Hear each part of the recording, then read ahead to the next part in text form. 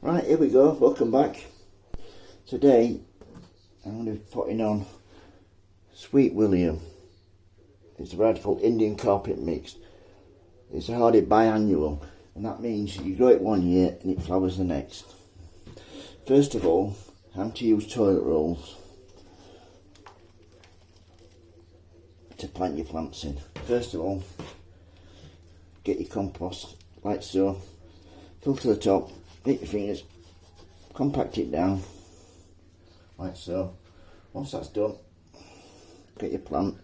As you can see, the roots have just started coming through here. Place into one side like so. Get your compost round, gently tap it down, then water it on top like this. Once the frost is gone, in June, early June, I'll plant these out. Once you get to about 10 centimetres high, you want to just nip the growing tip out like so. Nip that tip out and you get a much bushier plant which will last a lot longer. So that's Indian carpet Sweet William. So like I showed you, in there like that to one side. This saves you a good few pounds as well.